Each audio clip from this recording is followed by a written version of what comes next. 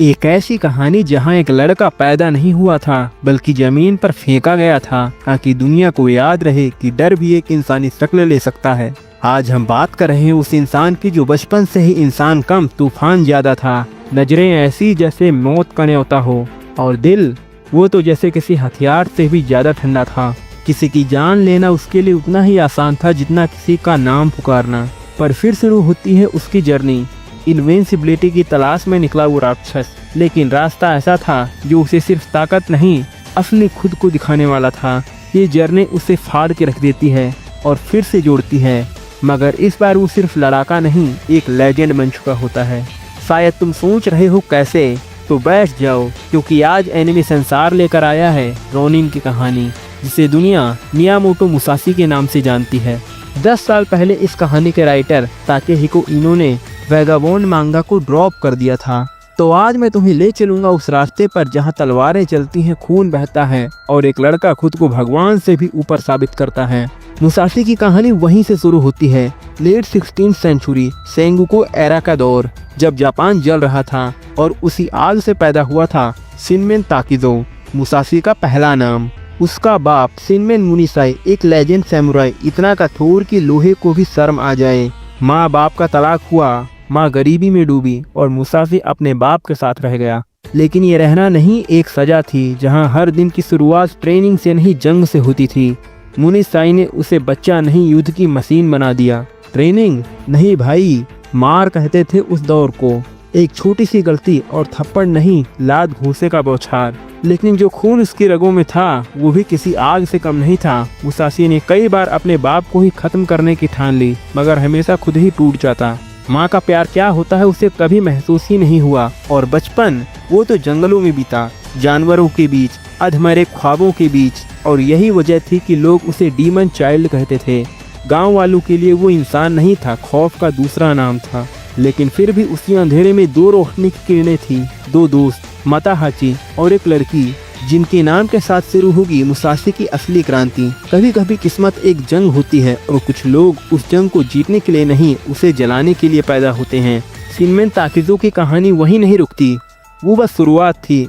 उसके साथ थे दो अपने, मताहाची और ओत्सु, जो उसकी ही उम्र के थे। लेकिन किस्मत ने तीनों को अलग अलग आग में झोंका था। 13 की उम्र में जब बाकी बच्चे पतंग उड़ाते हैं, ताकीजो ने एक सैमुराई को मार गिराया था। कि आरिमा एक नामी योद्धा आया था गांव में खुद को शेर समझकर, पर वो भूल गया था भीड़ से लड़ने के लिए हिम्मत नहीं, पागलपन चाहिए। आरिमा ने ताकीजो को बच्चा समझ के अंडर एस्टिमेट किया और यही उसकी आखिरी गलती साबित हुई। ताकीजो ने उसे सिर्फ हराया नहीं, उसके अस्तित्व को खत्म कर दिया। इसी दौरान गांव में एक और तूफान आता है। ईतो इतोसाई, एक ऐसा तलवारबाज जिसकी कहानियां सिर्फ सुनी जाती थी, देखा कभी नहीं गया था। कहते थे उसे एक स्किल स्वॉर्ड स्वाम को अकेले ही काट डाला था। और तभी ताकीजो को मिल जाता है उसका आइडल। वो उसे नहीं मिला, उसे पाया गया। ताकीजो उसकी तरह बनना चाहता था, इतना कि उसने एक डीमन स्टैचू तक बना डाला इतोसाई के नाम का। अब उम्र थी 17 और उसके अंदर आग धधक रही थी। माताचाही ने कहा, भाई अगर दुनिया को अपनी तलवार की आवाज सुनानी है तो इस गांव से बाहर निकलना होगा। उसी वक्त चल रही थी battle of Sekigahara, Toyotomi army versus Tokugawa clan.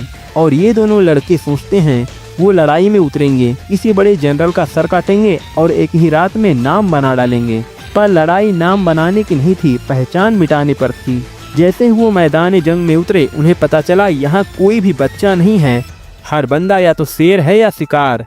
उसी बैटल फील्ड में उनका सामना होता है सासाकाई कुजिरो, इतो इतोसाई और एक तीसरे फाइटर से मुसुगे नोसुके। ताकीजो जब कोई रूकी नहीं था, वो तो मौत का डिस्ट्रीब्यूटर बन चुका था। जब वो एक एक करके सोल्जर्स को काट रहा था, इतोसाई उसकी आंखों में बीष देख चुका था। वो डर नहीं रहा था, उस पर गर्व कर रहा था। तभी एक कोवर्ड पीछे से ताकीजो के पैर पर गोली चला देता है। इतोसाई फट पड़ता है, क्योंकि उससे तलवार की जंग में बंदूकें नहीं चलती। वे गुस्से से उस बंदे को वहीं खत्म कर देता है और फिर तीनों चले जाते हैं। उसके बाद वो ताकीजो से कभी नहीं मिले। अब यहाँ से शुरू होती है असली कहानी, वैगाबॉन्ड। वॉर खत्म हो चुकी थी, लेकिन असली जंग अब शुरू होने वाली थी। ताकीजो और मताजी दोनों जख्मी, दोनों टूटे हुए, पर उनकी आंखों में अब भी एक चमक थी जो मिटती नहीं थी, सिर्फ और भड़कती थी। रास्ते में कुछ लुटेरे उन पर हमला करते हैं, लेकिन ताकीजो अब वो बच्चा नहीं था, अब वो मौत की तलवार बन चुका था। कभी कभी जिंदगी तुझसे जंग नहीं लड़ती, तुझे खुद से लड़वाती है और वही लड़ाई इंसान को लेजेंड बनाती है। जंग के बाद टूटे जिस्म और बिखरे हौसलों को समेटते हुए तकीजो और मताजी पहुंचते हैं एक नई जगह, जहां मिलती है उन्हें एक माँ बेटी की जोड़ी। ओको एक हिम्मती औरत और उसकी बेटी अकेमी मासूम पर हालातों से चपटी हुई। ओको उनकी देखभाल करती है, जख्मों पर मरहम लगाती है और धीरे धीरे उसकी नजरें तकीजो के सीने के घाव से ज्यादा उसकी आंखों में जलती आग पर टिकी रहने लगती हैं। वो बार बार कोशिश करती है उसे फंसाने की, उसकी सिडक्टिव ट्रैप्स, सॉफ्ट विस्पर्स, पर तकीजो काफी सख्त मर्द था, जिसे जिंदगी ने सिखा दिया था फीलिंग से पहले फाइटिंग होती है। फिर एक दिन वहां आता है ओको का पुराना जाना पहचाना वाला तेनमा सुजीकाजू, एक गैंग लीडर जो खुद को शहर का राजा समझता था। ओको और तेनमा के बीच तकरार होती है और फिर कहानी में घुल जाती है बारूद की महक। तकीजो अब चुप नहीं रहता, वो तेनमा को दौड़ा दौड़ा कर मारता है। पर कहानी इतनी आसान नहीं थी। अगले दिन तेनमा के पूरे गैंग के जानवर लौटते हैं बदला लेने। तकीजो तो तैयार है लड़ने के लिए, लेकिन मताजी डर के मारे पीछे हट जाता है। वहीं उसे ओको फिर मिलती है और इस बार ओको उसे पकड़ लेती है, जैसे शिकार खुद चलकर जाल में आ गया हो। जब तकीजो बाहर दुश्मनों के खून से जमीन रंग रहा था, अंदर मताजी खुद को खो चुका था।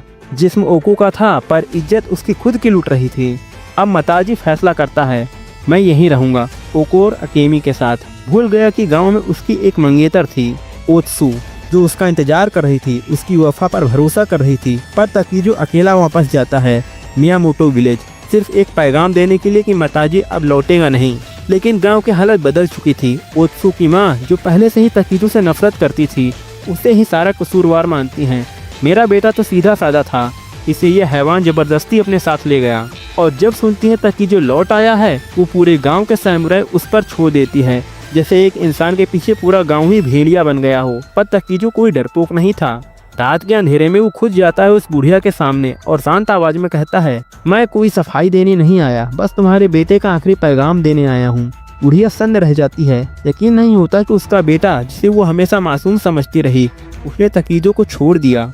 उसे लगता है कि तकीजो झूठ बोल रहा है, पर सच तो यही था। वक्त ही सबसे बड़ा गवाह होता है। पर तकीजो ये बात ओत्सु को बताता है, वो भी टूट जाती है। जिस इंसान पर उसने भरोसा किया, उसने उसे सिर्फ इंतजार दिया और फिर छोड़ दिया।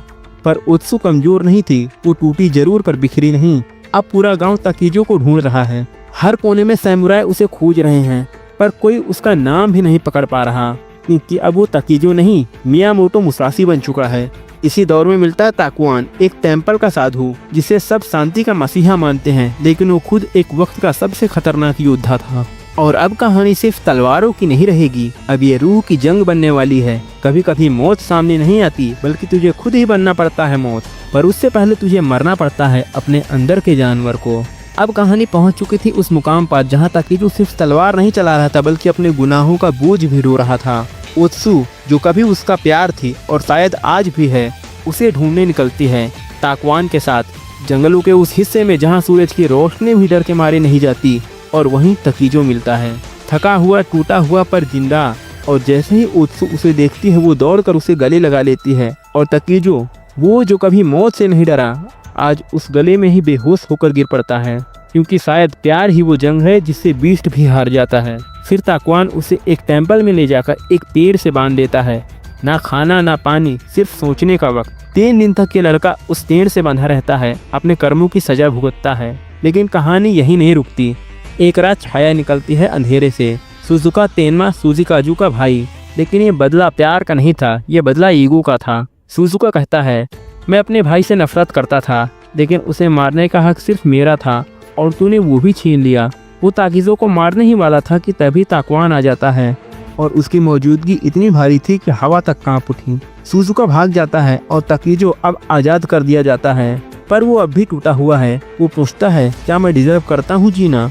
ताकुआन जवाब देता है, there is no light for those who have not known the darkness, यानी जो अंधेरे से नहीं गुजरे वो रोशनी की कदर नहीं करते।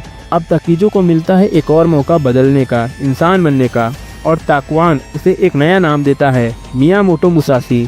अब वो तकीजो नहीं रहा, अब वो है मियामोटो मुसाशी, जिसकी तलवार सिर्फ खून नहीं बहाएगी बल्कि किस्मतें भी लिखेगी। 4 साल बाद वो लौटता है। नहीं, अब वो झुकने नहीं जीतने आया है। 21 साल का मियामोटो मुसाशी क्योटो की गलियों में एंट्री लेता है और सीधा पहुंचता है योशिओको स्कूल जापान के सबसे बड़े मार्शल आर्ट स्कूल को चैलेंज करने, क्योंकि उसे बचपन में एक बात सिखाई गई थी, इनविंसिबल अंडर द हेवंस, वो स्टेट जहां इंसान ऐसा लड़ाकू बनाता है कि पूरी धरती उसका मैदान बन जाती है और हर योद्धा उसकी छाया से कांपता है। जैसे ही मुसाशी क्योटो में कदम रखता है उसे एक रहस्यमय लड़ाका मिलता है, इतना तेज कि मुसाशी कुछ समझ पाता उससे पहले ही उसकी गर्दन पर तलवार रख दी जाती है और वो बंदा कहता है सी यू आर डेड, और बस उसे यह वार्निंग देकर वह वहां से चला जाता है। उसके बाद मियामोटो मुसाशी योशिओको स्कूल के डोजो पहुंचता है और वहां जाकर सीधे उनके मास्टर योशिओको सोजिरो को चैलेंज करने की मांग करता है। लेकिन सीधा किसी स्कूल के मास्टर से फाइट थोड़ी ही मिल पाती है, खासकर जब सामने वाला एक बाहरी अनजान लड़ाका हो। इसलिए पहले उसकी भिड़ंत होती है स्कूल के 5 शिष्यों से। मुसाशी उन सभी से लड़ता है और उन्हें हरा भी देता है, कुछ को तो जान से मार डालता है। इतना होते ही डोजो का एक सीनियर डिसिपल आता है, रैंक 3 का योद्धा रियो हुयुदा। लेकिन जैसे ही उनकी फाइट शुरू होने वाली होती है तभी वहाँ स्कूल का रैंक 2 वॉरियर और मास्टर सेजुरो का छोटा भाई योशिओको देंजी चिरो आ जाता है। अब वही मुसाशी को सीधा लड़ाई के लिए चैलेंज करता है। उनकी फाइट शुरू होती है कि तभी मास्टर सेजुरो खुद वहां आ जाता है। मुसाशी हैरान हो जाता है क्योंकि यह वही इंसान था जिससे वो कुछ दिन पहले बाहर रास्ते में मिला था, जिसने उसकी गर्दन पर तलवार रख दी थी। सेजुरो बेहद पावरफुल है, लेकिन अब वह पूरी तरह बदल चुका है। अपने पिता की मौत के बाद वह लड़ाई झगड़ों से दूर हो गया है और उसकी पर्सनैलिटी शांत और बेपरवाह बन चुकी है। वह बस वहां आता है, साके की एक बोतल रखता है और फिर बिना कोई दिलचस्पी दिखाए चला जाता है। लेकिन मुसाशी अब हार मानने वालों में से नहीं है। वह सेजुरो को फाइट के लिए उकसाता है। आखिरकार सेजुरो एक वार करता है जो उसकी लकड़ी की तलवार से मुसाशी की लकड़ी को काटते हुए उसके सिर पर गहरा घाव कर देता है। उस एक वार से मुसाशी समझ जाता है कि वह अभी उस लेवल पर नहीं है, उसे और भी सीखने की जरूरत है। सेजुरो के जाने के बाद अब देंजी चिरो और मुसाशी के बीच असली लड़ाई शुरू होती है। दोनों लगभग बराबरी पर लड़ रहे होते हैं। मुसाशी देंजी चिरो का एक कंधा तोड़ देता है, वहीं देंजी चिरो मुसाशी को चेहरा को जख्मी कर देता है।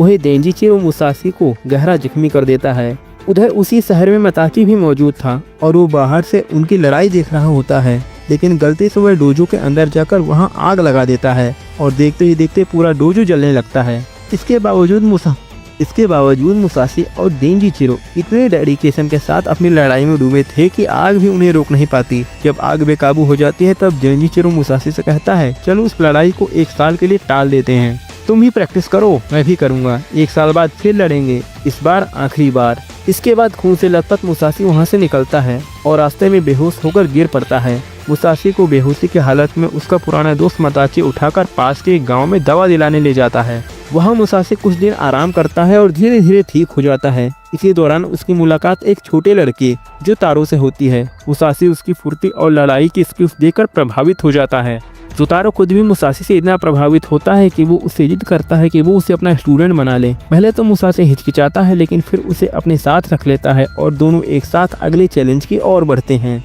जब मुसाशी का अगला लक्ष्य होता है होजोइन टेम्पल, जहां वह उनके मास्टर होजोइन इनेई को चैलेंज करना चाहता है। शहर में घुसते ही मुसाशी और जोतारो एक बूढ़े किसान से रास्ता पूछते हैं और मुसाशी वहीं रात को रुक जाता है। दूसरी तरफ हम देखते हैं कि योशिओको स्कूल का एक ताकतवर योद्धा गन तोजी भी होजोइन टेम्पल पहुंच चुका है। वह सेजुरो योशिओको का करीबी और एक भयानक फाइटर था, देंजी चिरो से भी ज्यादा पावरफुल। जब योशिओको स्कूल जल गया था तो उसे लगा था कि ये सब मुसाशी की वजह से हुआ है, इसलिए अब वह उसे खोजते हुए वहां तक पहुंच गया। सुबह होते ही मुसाशी होजोइन टेम्पल के लिए निकल पड़ता है। अब टेम्पल के ओरिजिनल मास्टर इने रिटायरमेंट ले लिया था और अपनी जगह एक चाइल्ड प्रोडिजी को अपना उत्तराधिकारी चुना था। यह लड़का कम उम्र में ही मास्टर बन चुका था और अपनी स्पेयर टेक्निक के लिए मशहूर था।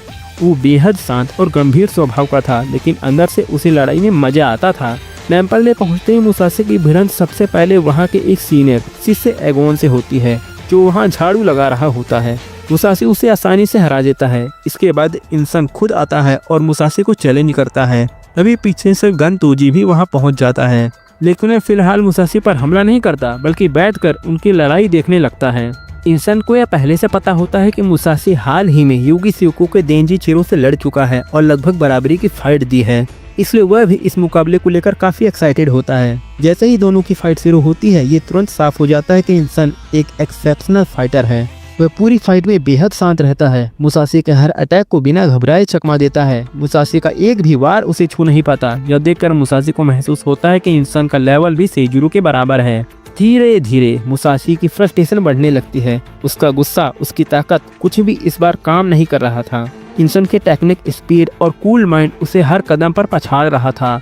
अब इंसान को भी यह साफ समझ आ गया था कि मुसाशी हार नहीं मानेगा। वो तब तक लड़ेगा जब तक वो ये जीत न जाए या मर न जाए। इसलिए अब इंसान के लिए इस फाइट को खत्म करने का एक ही तरीका बचा था, मुसाशी को मार डालना। और यही पहली बार मुसाशी को मौत का असली डर महसूस हुआ। उसे यकीन हो गया था कि इंसान का अगला हमला उसकी जान ले लेगा। इस डर ने उसे अंदर तक हिला दिया और वह अचानक वहाँ से फाइट छोड़कर भाग जाता है। भागते भागते वह रास्ते में ही बेहोश हो जाता है। जब उसकी आँख खुलती है तो वह फिर उसी बुजुर्ग के घर पर होता है जहाँ पहले रुका था। वहीं जोतारो भी था, लेकिन जोतारो अपने मास्टर के इस कायरपन से बहुत डिसअपॉइंट हो गया था। वह कुछ कड़े शब्द कहकर मुसाशी को छोड़कर चला जाता है। इसके बाद वह बुजुर्ग अपना असली परिचय देता है। वही है होजोइन इनेई, जो पहले होजोइन स्कूल का मास्टर था और अब रिटायर हो चुका है। वह कहता है कि इंसान को उसी ने चुना था और ये बात सही है कि इंसान बेहद टैलेंटेड है, लेकिन उसमें एक चीज की कमी है, हार का अनुभव। इसलिए वह चाहता है कि मुसाशी उसे हराकर यह अनुभव दे। इनेई अब मुसाशी को अपनी ट्रेनिंग में ले लेता है। वो उसे पहाड़ों पर ले जाता है और कहता है कि अब तुम यहीं रहोगे और ट्रेनिंग करोगे जब तक पूरी तरह तैयार ना हो जाओ। मुसाशी वहाँ हर दिन ट्रेनिंग करता है और रोज इनेई आकर उससे फाइट करता है और उसे हरा देता है। लेकिन मुसाशी अब हार से सीखता है, अपनी गलतियों को पहचानता है और उन्हें सुधारने में लग जाता है। इस बार के ट्रॉमा और मौत के करीब जाने का अनुभव उसके अंदर एक नई समझ और गहराई ले आता है। अब वो न सिर्फ फाइटर है बल्कि एक शांत गहरे सोच वाला योद्धा बन चुका है। डर पर उसने अब काबू पा लिया था। दूसरी तरफ इंसान को यह नहीं पता था कि मुसाशी अभी भी उस शहर में है, लेकिन जैसे ही उसे यह खबर मिलती है मुसाशी पहाड़ों में ट्रेनिंग कर रहा है, वह उसे एक लेटर भेजकर रीमैच के लिए चैलेंज करता है। मुसाशी यह चैलेंज स्वीकार कर लेता है। अब उनका रीमैच शुरू होता है। इंसान एक बार फिर अपने स्टील वाली स्पीयर लेकर आता है और मन ही मन सोचता है अब की बार खत्म करना है। लेकिन जैसे ही वो मुसाशी को देखता है, वह महसूस कर लेता है कि ये वही इंसान नहीं है जो उससे डरकर भाग गया था। ये पूरी तरह बदल चुका मुसाशी है। फाइट शुरू होती है। शुरुआत में दोनों एक दूसरे को घूरते रहते हैं, हर मूव को इमेजिन कर रहे होते हैं, एक दूसरे की बॉडी लैंग्वेज पढ़ रहे होते हैं। लेकिन मुसाशी पूरी तरह शांत होता है, जबकि इंसान का कॉन्फिडेंस धीरे धीरे डगमगाने लगता है। वो बार बार अटैक करता है, लेकिन मुसाशी अब उसके हर अटैक को आसानी से डॉज कर रहा होता है। अब इंसान तो घबरा जाता है। उसे लगने लगता है कि अगर जल्दी कुछ नहीं किया तो वह हार जाएगा।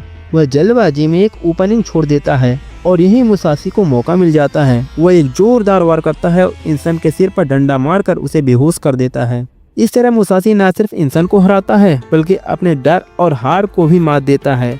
यह जीत सिर्फ एक फाइट की नहीं, एक इंसान के अंदर की सबसे बड़ी लड़ाई की जीत थी। अब फाइनली वो मोमेंट आता है जब इंसान बेहोश होकर गिर जाता है, लेकिन तभी एक अजीब सा सीन दिखता है। इंसान की आत्मा जैसे उसके शरीर से बाहर निकल रही हो। उसी पर उसके दिमाग में अचानक उसका बीता हुआ अतीत फ्लैश होने लगता है। वो पार्ट जिसे उसने कभी खुद से भी छिपा लिया था, जिसने उसे अंदर ही अंदर तोड़ दिया था और जिसकी वजह से वो इतना कूल और इमोशनलेस बन गया था। ये सब कुछ उसी का हिस्सा था जो इन्हें उससे करवाना चाहता था। वह चाहता था कि इंसान अपने ट्रॉमा को फेस करे, उसे एक्सेप्ट करे और उसे पार कर सके। तभी वो एक सच्चा योद्धा बन पाएगा, ना सिर्फ ताकत में बल्कि दिल और इंसानियत में भी। भले ही इंसान एक फाइट हार गया हो, लेकिन उसे इस अनुभव से सबसे बड़ी जीत मिली, अपने अंदर की लड़ाई जीतने की। अब फाइट खत्म होने के बाद मुसाशी और इंसान दोनों ही कई दिनों तक बिस्तर पर पड़े रहते हैं रिकवरी के लिए। धीरे धीरे दोनों ठीक हो जाते हैं। इनेई अब इंसान को कुछ नया कपड़े देता है और मुसाशी के साथ उसका रिश्ता भी गर्म जूसी से भर जाता है। इसके बाद मुसाशी वहां से आगे की यात्रा पर निकलता है और उसका अगला लक्ष्य है यागुआ कैसल। अब बताया जाता है कि इनेई जैसा ही एक और योद्धा था, यागुआ सेकी सुसाई। इनेई और सुसाई दोनों ने एक ही मास्टर से ट्रेनिंग ली थी और दोनों ही अपने समय के महान फाइटर्स माने जाते थे। मुसाशी जब अपने रास्ते पर बढ़ रहा होता है तो उसे एहसास होता है कि जोतारो उसका पीछा कर रहा है।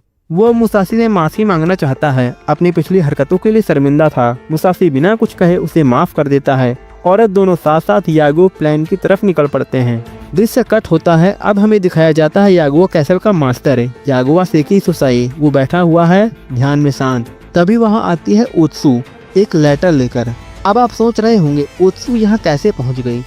तो भैया उसका क्रेडिट जाता है ताकुआन को। ताकुआन ने ही उसकी यहाँ जॉब लगवा दी थी, घर की देखभाल का काम, जैसे केयर टेकर वगैरह। और ताकुआन की बात करें तो वो हर जगह अपनी पहुँच रखता है, हर जगह वाला बाबा। ओत्सु जैसे ही लेटर आगे बढ़ाती है, सेकी सुसाई तलवार से उसे फाड़ देता है, लेकिन इतनी परफेक्शन से कि ओत्सु को खरोच तक नहीं आती।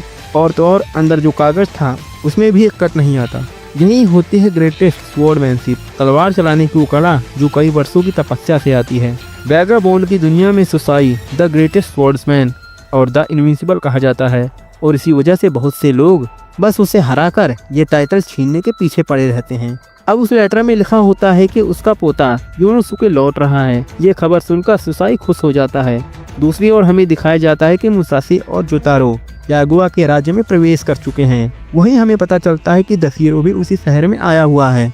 वो सुसाई से ट्रेनिंग लेना चाहता है, लेकिन कई बार पूछने के बावजूद भी सुसाई उसे ट्रेनिंग देने से मना कर देता है। मुसाशी घर लौट रहे योद्धा से टकराता है, जो कोई और नहीं बल्कि डेनसुरो था। मुसाशी देखता है कि भले कुछ ही महीने बीते हों, लेकिन डेनसुरो अब और भी ज्यादा शांत, गहराई से भरा और खतरनाक लग रहा था। उसे एहसास होता है कि कुछ काफी बदल चुका है, लेकिन डेनसुरो अब भी उससे एक कदम आगे है।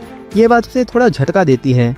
अब क्योंकि यागुआ जैसे इनविंसिबल मास्टर से सीधा मिलना मुश्किल था, मुसाशी ने एक तरकीब सोची। उस होटल में जहां वह रुका था उसे एक पेड़ की स्टैम्प डंडी मिलती है जो पहले से कटी हुई थी, लेकिन उसमें कुछ खास था। जब वो उसके कट को छूता है तो उसे महसूस होता है कि इतना स्मूथ और परफेक्ट था कि यागुआ जैसे मास्टर ही इसे कर सकते थे। वो खुद भी वैसे ही कटिंग करने की कोशिश करता है, लेकिन जब अपनी कटिंग को उस असली कटिंग से कंपेयर करता है तो साफ समझ आता है कि फर्क अभी भी है, पर बहुत कम। अब मुसाशी क्या करता है, वो दोनों स्टैम्प, एक यागुआ वाला और एक खुद का जोतारो के हाथों यागुआ के सीनियर शिष्यों को भिजवाता है। वो लोग जब दोनों स्टैम्प को छूकर महसूस करते हैं तो फौरन समझ जाते हैं एक तो मास्टर यागुआ का है, दूसरा वाला परफेक्ट नहीं है लेकिन बहुत ताकतवर है। बस अब वो मुसाशी में इंटरेस्ट लेने लगते हैं और उसे बातचीत के लिए बुलाते हैं, लेकिन मुसाशी का इरादा सिर्फ बात करने का नहीं, वो हाथ आजमाना चाहता था। वो जानबूझकर एक टेंशन क्रिएट करता है ताकि मामला फाइट तक पहुंचे, और ऐसा ही होता है। वो 4-5 शिष्यों से भिड़ जाता है और उन्हें कड़ी टक्कर देता है, लेकिन लड़ते लड़ते एक हादसा हो जाता है। वो ब्रिज से फिसलकर नदी में गिर जाता है। वो बहते बहते निकलकर बांस के खेतों तक पहुंचता है, और अब भी वो कैसल के अंदर ही था। वो छुपकर देख रहा होता है कि पूरा कैसल उसे खोजने में पागल हो गया है। तभी उसे समझ में आता है कि अगर सब इतने पागल होकर मुझे ढूंढ रहे हैं तो इसका मतलब मास्टर यागुआ यही है। बस वो उसके रूम को ढूंढने निकल पड़ता है, और फिर वहाँ उसकी मुलाकात होती है ओत्सु से। अब ओत्सु जो कि मताशी की मंगेतर थी, लेकिन दिल से हमेशा मुसाशी के करीब रही थी। मताशी के साथ होने के बावजूद उसका असली जुड़ाव मुसाशी से ही था। जब वो मुसाशी को घायल और कमजोर हालत में देखती है तो बिना कुछ सोचे उसे छुपा लेती है ताकि बाकी शिष्य उसे पकड़ ना सकें। और अब मुसाशी छुपते छुपाते फाइनली यागुआ के कमरे तक पहुंच जाता है, जहां महान बूढ़ा योद्धा यागुआ सेकी सुसाई शांत भाव से खोया हुआ होता है। अब क्या मुसाशी उसे उठा पाएगा? क्या यागुआ उसे स्वीकार करेगा एक प्रतिद्वंदी के तौर पर, या क्या करने वाला है एक नया टेस्ट, या क्या आने वाला है एक नया टेस्ट, एक और बड़ी परीक्षा? अब मुसाशी उस कमरे में खड़ा था। उसके सामने लेटा था the invincible under the heavens Yagyu Sekishusai. बस एक बार चाहिए था, एक बार, और सपना सच हो सकता था। लेकिन कमरा भले शांत था, हवा में अभी उस बूढ़े की तलवार की गूंज थी। वो सो रहा था, मगर उसका ऑरा लहरों की तरह कमरे में गरज रहा था। मुसाशी की उंगलियां कांपी। तलवार हाथ में ही थी, लेकिन वो वार नहीं कर पाया। क्यों? क्योंकि सामने वो था जो सिर्फ लड़ाई नहीं, आत्मा से जूझता था। तभी यागुआ की आंखें खुलती है। वो देखता है मुसाशी को, और फिर जो हुआ वो सिर्फ फाइट नहीं थी, वो था एक मास्टर और एक वॉरियर का संवाद। यागुआ ने कहा, "You want to become invincible? Why? It just mean a world." उसी एक लाइन ने जैसे मुसाशी की पूरी सोच को झकझोर दिया। उसे समझ आया ताकत सिर्फ जीतने के लिए नहीं होती, खुद को समझने के लिए होती है। और तभी बाहर से सैनिकों की आवाजें आती हैं, "उस अजनबी को ढूंढो।" मुसाशी बिना आवाज किए वहां से निकल जाता है, बिना ताज के राजा जैसा, क्योंकि असली ताकत दिखने में नहीं, छोड़ देने में है। उधर ओत्सु और जोतारो भी उसे ढूंढते हुए निकल जाते हैं। अब शुरू होता है अगला चैप्टर, बकेन सेसिदो, एक नाम जो अब सिर्फ डर की परिभाषा बन चुका था। लेकिन जब मुसाशी वहां पहुंचा तो सच सामने आया। बकेन मर चुका था, अब उसकी जगह ली थी सुजिका ने। उसके हाथ में न तलवार थी न डर था, बस एक सिकल और चेन और एक बच्ची जिसने उसे ये रास्ता सिखाया। अब फाइट शुरू हुई। चेन हवा में नाच रही थी, ब्लेड बिजली की तरह कट रही थी, लेकिन सामने खड़ा था मुसाशी जो अब डरता नहीं सोचता था। वो शांत था लेकिन उसका हर मूव गरज रहा था, हर डोज ऐसा जैसे सन्नाटा फट रहा हो, हर ब्लो ऐसा जैसे धरती हिल रही हो। और फिर फाइनल ब्लो, मुसाशी की तलवार बकेन के कंधे को चीर देती है। खामोशी छा जाती है और फिर एक भारी आवाज आती है, बस मुसाशी, मैं हार मानता हूँ। And the ground shakes. Musashi फिर से खड़ा है, पर हर जीत के साथ वो और गहरा हो रहा है। अब मुसाशी बदल चुका है। वो अब सिर्फ तलवार नहीं चलाता, वो हर बार से जवाब देता था। 22 साल की उम्र में वो लौटा है कटो, जहाँ उसकी किस्मत उसका इंतजार कर रही थी। डेंजरो के साथ फाइनल फाइट। पूरे शहर की धड़कनें उस तारीख पर अटक चुकी थी। हर चेहरा, हर गली, हर मंदिर, सब जगह बस एक ही नाम था, मुसाशी बनाम डेंजरो। न्यू ईयर की सुबह जहाँ सब लोग खुशियों की तैयारी में लगे थे, मुसाशी खेतों में अकेला बैठा था, आग जलाकर चुपचाप, बस कुछ राइस बॉल्स खाते हुए। इतना शांत था माहौल जैसे तूफान खुद भी सांस रोककर बैठा हो। लेकिन तभी पीछे से आता है सेजुरो, डेंजरो का भाई, और एक दमदार हमला करता है। लेकिन मुसाशी सिंह की तरह शांत और सर्व की तरह फुर्तीला एक ही मूव में डॉज कर लेता है। और वहीं सेजुरो समझ जाता है ये वही मुसाशी नहीं है जिससे पहले मिला था, ये कोई और है, एक जंग जीत कर लौटा हुआ इंसान है। सेजुरो का इरादा साफ था, अगर मुझे अपने भाई डेंजरो को बचाना है तो मुझे इस मुसाशी को यहीं खत्म करना होगा। अब शुरू होती है फाइट। ना कोई रोकने वाला, ना कोई देखने वाला, बस एक भाई का लाचारी और एक योद्धा की आग। सेजुरो ऑल आउट जाता है। हर अटैक में था डर, गुस्सा और एक भाई का प्यार। लेकिन सामने खड़ा था मुसाशी, जिसने मौत की आंखों में देखा था, जिसने आत्मा की गहराइयों से खुद को तराशा था। हर मूव सेजुरो को काट रहा था, हर वार से उसे रोक रहा था, पर मान नहीं रहा था, क्योंकि मुसाशी अब सिर्फ तलवार से नहीं, दिल से भी लड़ रहा था। और यही होता है एक वॉरियर का ट्रांसफॉर्मेशन। बॉडी नहीं सोच बदलती है, तलवार नहीं नजर घातक हो जाती है। अब फाइट अपने चरम पर थी। सेजुरो जैसे फाइटर को भी मुसाशी की आंखें पड़ रही थी। उसके हर वार को मानो वक्त स्लो हो चुका था। सेजुरो अपनी पूरी ताकत से हमला कर रहा था, कभी आंखों पर, कभी दिल पर।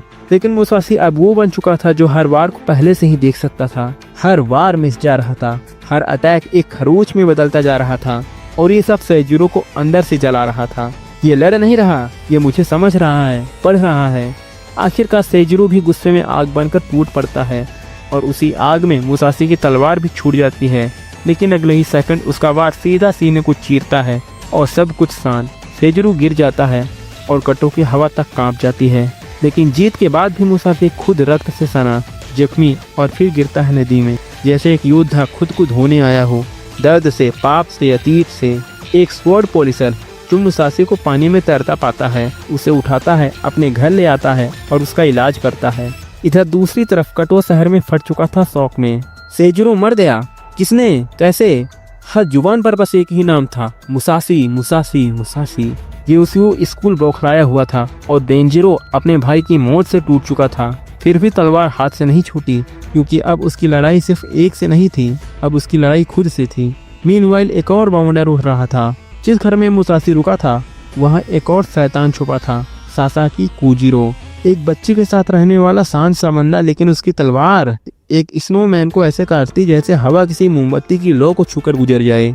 और मुसाशी भी हिल जाता है। ये बंदा इंसान नहीं, फिनिशिंग मूव है। लेकिन तूफान अभी थमा नहीं था। पीछे से आता है तोजी, जो सेजुरो का सबसे करीबी था, पागल सा, गुस्से में और बस बदला चाहिए था। लेकिन मुसाशी अभी भी अधमरा, आधा ठीक भी हुआ नहीं था।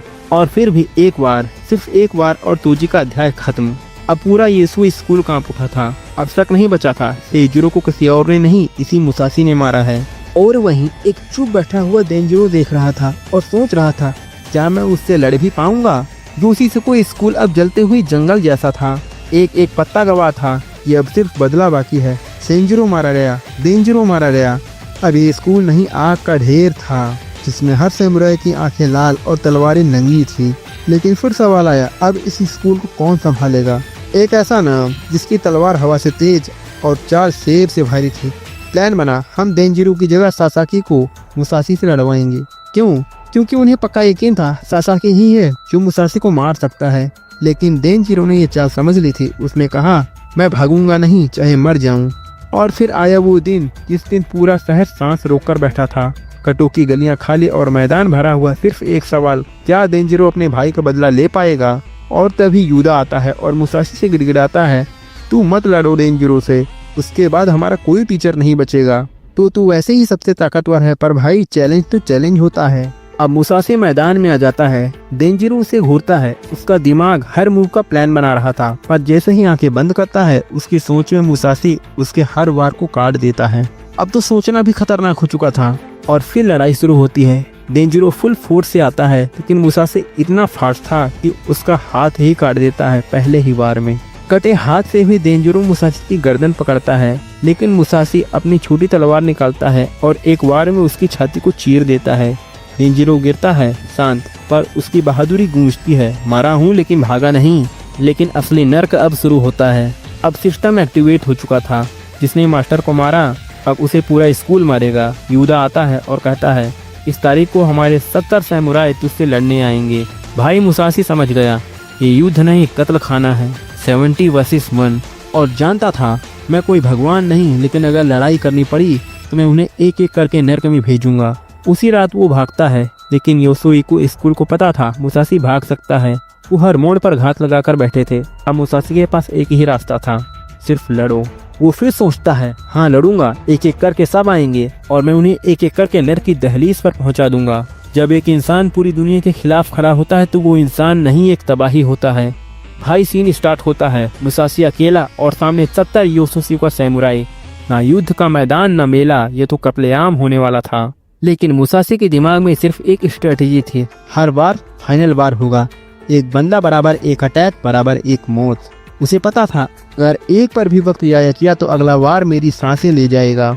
और फिर हाथ जोड़ता है, थैंक यू सेजिरो और डेंजिरो, तुम मुझे एक साल पहले मार सकते थे, लेकिन तुमने मुझे एक साल दिया। आज मैं खड़ा हूँ क्योंकि तुमने मुझे वक्त दिया। और वहीं से शुरू होती है लेजेंडरी बैटल ऑफ वेगाबोंड। 70 बंदूक के खिलाफ सिर्फ एक इंसान। भाई मुसाशी मारता है और सिर्फ मारता है। पहली बार किसी मांगा में 70 के 70 बंदे एक एक करके दिखाए जाते हैं। कैसे हर कोई आता है और मुसाशी की तलवार से राख हो जाता है। कोई ऊपर से अटैक करता है, कोई पीछे से, कोई नीचे से घात लगाता है, पर मुसाशी के लिए सबका अंजाम एक तेज वार और कहानी खत्म। जैसे जैसे 50 के करीब लोग मरते हैं, दुश्मन डरने लगता है। अब योद्धा नहीं भीड़ बन चुकी है, जानवर जैसी, जो बस किसी भी तरह मुसाशी को खत्म करना चाहती है। कीचड़ उसके मुंह पर फेंका जाता है, आंखों पर अंधेरा कर दिया जाता है, लेकिन तब भी भाई मुसाशी एक भी कदम पीछे नहीं हटता। हर बार उसे घायल कर रहा है, पर उसका इरादा मरने से पहले सबको खत्म करना है। आखिर में जब सिर्फ 10 बंदे बचते हैं, मुसाशी थक जाता है, धुंधला दिखने लगता है, सांसें लड़खड़ाने लगती हैं, लेकिन वो फिर भी तलवार घुमा रहा है। चीखें गूंज रही हैं और लाशें बिछ रही हैं और अंत में सब खत्म। मुसाशी टूटा हुआ, खून से भरा हुआ धीरे धीरे चल रहा है। जीत गया है लेकिन अधूरा है। तभी ट्विस्ट आता है, कुरानाडो और यूदा अभी जिंदा हैं। वे चुपचाप लेटे थे और जैसे ही मुसाशी अपनी तलवार ढूंढ रहा था, वो सरप्राइज अटैक करते हैं। कुरानाडो पर वार करता है, डोज करता है और उसे मार देता है। लेकिन यूदा पीछे आता है और मुसाशी के पैर पर तगड़ा वार करता है। एक गहरा जख्म, इतना गहरा कि मुसाशी अब खड़ा भी नहीं हो सकता। और यहीं खत्म होती है वो बैटल जिसमें एक अकेले आदमी ने इतिहास की सबसे क्रूर सेना को खत्म कर दिया। भाई ये कोई फाइट नहीं थी, ये एक बलिदान था, एक चेतावनी थी और एक आखिरी सबक था। एक तलवार ही काफी है अगर उसे चलाने वाला मुसाशी हो। उसके बाद जैसे तैसे मुसाशी यूदा को भी मार देता है। चारों ओर सिर्फ लाशें बिखरी पड़ी थी, मांस, खून, टूटी तलवारें और मरी हुई योद्धाओं की सड़ती हुई देह। यह दृश्य देखकर मुसाशी को भीतर से अजीब सी घिन और घुटन महसूस हो रही थी, जैसे कि वह खुद इन मौतों का बोझ बन गया हो। वो जमीन पर घिसटते हुए वहां से निकलता है, पूरी तरह घायल और थका हुआ। थोड़ी देर बाद हमें दिखाया जाता है कि वह जंगल में अकेला खड़ा होता है। तभी वहाँ अकेमी आती है और मुसाशी से कहती है कि वह हमेशा से उसे चाहती थी, और धीरे से उसके पास आकर उसके शरीर पर एक चाकू घुसा देती है। इसके बाद वह बताती है कि वो योशिको सेजिरो की प्रेमिका थी। यह कहकर वह सामने बहते झरने से कूद जाती है और अपनी जान दे देती है। यह हादसा मुसाशी को भीतर तक तोड़ देता है। उसे लगता है कि अकेमी की मौत की जिम्मेदार भी शायद वही है, एक और जान जो उसके रास्ते में खत्म हो गई। इस भाग में 2 अहम चीजें होती हैं, एक मुसाशी का मानसिक बदलाव और दूसरा कोजिरो की अगली यात्रा की शुरुआत। लेकिन फिलहाल कहानी सिर्फ मुसाशी पर केंद्रित है। अब मुसाशी सड़क के किनारे बेहोश पड़ा होता है। तभी मताची कहीं से आकर उसे ढूंढ निकालता है और पास के एक मंदिर में ले जाता है, जहां ताक्वान, ओत्सु और जुतारो पहले से मौजूद होते हैं। मुसाशी 3-4 दिनों तक बेहोश रहता है। जब उसे होश आता है तो ओत्सु और जोतारो उसे जिंदा देखकर बेहद खुश हो जाते हैं, लेकिन ताक्वान उसे गंभीरता से बताता है कि उसकी चोटें बहुत गहरी है, इतना कि शायद अब वो पहले की तरह कभी चल नहीं पाएगा और हो सकता है कि वो कभी ठीक से चल ही ना सके। ताक्वान उसे समझाने की कोशिश करता है कि शायद यही ईश्वर का संकेत है कि अब तलवार का रास्ता छोड़ देना चाहिए। उसने बहुत नाम कमा लिया है, अब वक्त है कि वह एक नई जिंदगी की शुरुआत करे, शायद ओत्सु के साथ। मुसाशी के लिए ये बात स्वीकार करना आसान नहीं था। तलवार उसके लिए सिर्फ एक हथियार नहीं, उसका अस्तित्व था। उसने बचपन से सिर्फ यही सीखा था, तलवार चलाना, लड़ना और जीतना। अब उसे ये सुनना कि वो कभी भी तलवार फिर से नहीं उठा पाएगा, उसे भीतर से ही तोड़ देता है। वह कहता है, ऐसा नहीं हो सकता, मुझे इनविंसिबल बनना है। ये सभी रुकावटें हैं जो मुझे मेरे गोल से रोक रही हैं। इसी दौरान कुछ सरकारी अधिकारी वहां पहुंचते हैं और मुसाशी को गिरफ्तार कर जेल में डाल देते हैं। आरोप यह है कि उसने 70 योशिओका स्कूल पर 70 सैमुराई को मार डाला। ताक्वान उनसे बात करता है और अधिकारी कहते हैं, हमें पता है कि मुसाशी ने यह सब अपने आत्मरक्षा में किया, वह दोषी नहीं है, लेकिन उसका असली गुनाह यह है कि वह बहुत ताकतवर है। अब पूरे देश में एक ही नाम गूंज रहा था, मियामोटो मुसाशी, वो इंसान जिसने अकेले 70 सैमुराई को हराया था। लोगों के दिमाग में यह अब बैठ चुका था कि अगर उन्हें नाम कमाना है, फेम कमाना है, तो सबसे आसान तरीका यही है कि मुसाशी को हरा दें या मार डालें। और चूंकि मुसाशी की हालत खराब थी, वो ठीक से चल भी नहीं सकता था, इसलिए कोई न कोई हर वक्त उसे चैलेंज करने आ जाता था। 70 सैमुराई को मारने के बाद मुसाशी के नाम के साथ एक नया टाइटल जुड़ा गया, इनविंसिबल अंडर द हेवंस। अब हर जगह हर कोई उसका नाम जानता था। देश के कोने कोने से योद्धा सिर्फ उसे हराने के लिए निकल पड़े थे। जेल में ताक्वान मुसाशी से मिलने आता है और उसे कहता है, तुम जो चाहते थे वही बन चुके हो, the invincible under the heavens. अब तुम्हारा यही समय है कि तुम तलवार इंस्ट्रक्टर बन जाओ। तुम्हें लड़ने की जरूरत नहीं पड़ेगी, आराम से जिंदगी होगी और ढेर सारा पैसा भी मिलेगा। कितने लॉर्ड्स तुम्हें अपने साथ जोड़ना चाहते हैं। मुसाशी इस बात पर सोचता है, लेकिन उसे अचानक याद आता है कि वाक्य जो उसने खुद से कहा था, मैं इस साइकिल ऑफ द किलिंग से थक चुका हूँ।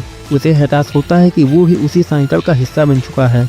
मारना, बचना, फिर मारना। जिन 70 सैमुराई को उसने मारा, अब वही उसके सपनों में आ रहे थे और उसे पछतावा होने लगा था। धीरे धीरे मुसाशी का स्वभाव में बदलाव आता है। वो पहले से ज्यादा शांत हो जाता है, उसमें दया और समझ बढ़ती है।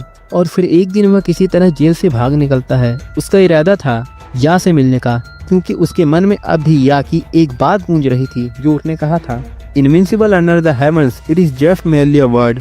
अब जब मुसाशी वाकई इनविंसिबल बन चुका था, तब उसे यह एहसास होता है कि यह सिर्फ एक शब्द है, एक भ्रम है। उसने वो ताकत हासिल कर ली थी, लेकिन बदले में उसने क्या खोया। उसे अब यह डाउट सताने लगा कि क्या उसने अपनी पूरी 22 साल की जिंदगी यूं ही बर्बाद तो नहीं कर दी। वो चलने में लाचार था, लेकिन फिर भी या से मिलने के लिए निकलता है। रास्ते में कुछ सैमुराई उसे रोकते हैं, फेम के लिए उसे चैलेंज करते हैं। मुसाशी उन्हें मना करता है, तुम मुझसे मत लड़ो वरना मारे जाओगे। लेकिन जब वे नहीं मानते तो मुसाशी जमीन पर एक सर्कल बनाता है और कहता है, मैं अपने पैर को हिला नहीं सकता, अगर तुम इस सर्कल के अंदर आए तो मरोगे।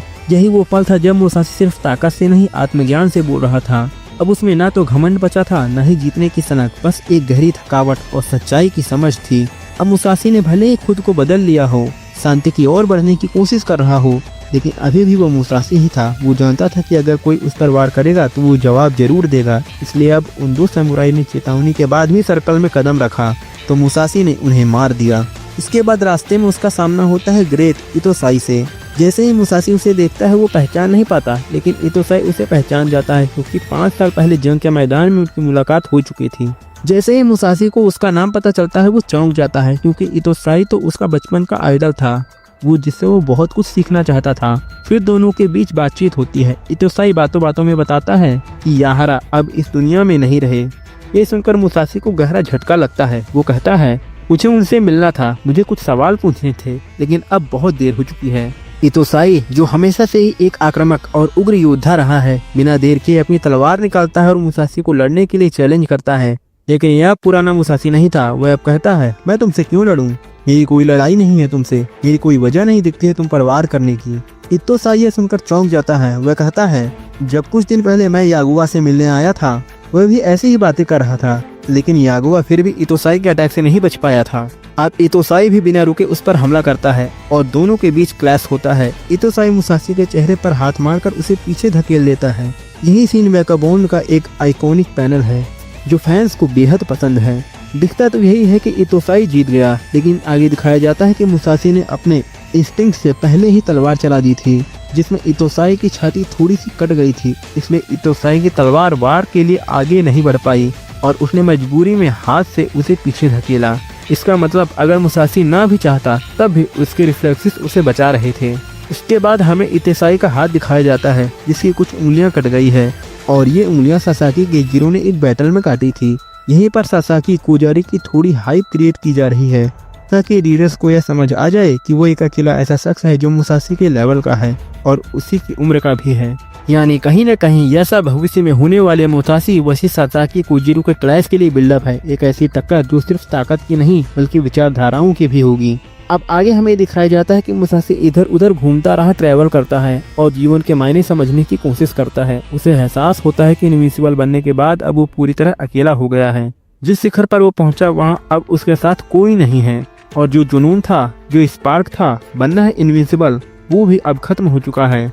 अब वो खुद से पूछता है मैं अब क्या करूं। फिर कहानी के आखिरी हिस्से में आता है फार्मिंग आर्क, जहां वो एक लड़के यूरी से मिलता है जो खेती करता है।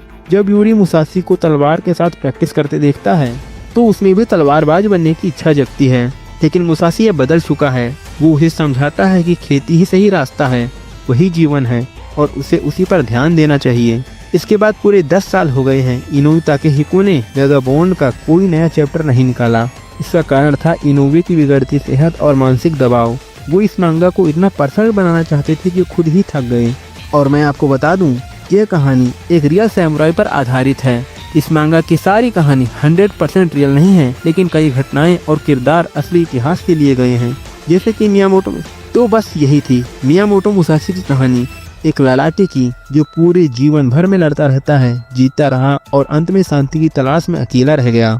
और दोस्तों, कुछ ऐसे ही कहानी है दुनिया के सबसे शक्तिशाली योद्धा थॉर्स के बेटे थॉरफिन की। मैं बात कर रहा हूँ विनलैंड सागा की। अगर आपको इस एनीमे का रिकैप चाहिए तो मुझे कमेंट बॉक्स में जरूर बताना, और आगे आपको किस मांगा पर वीडियो चाहिए मुझे कमेंट बॉक्स में भी जरूर बताना। मिलते हैं एक नई वीडियो में, तब तक के लिए बाय बाय, सायोनारा।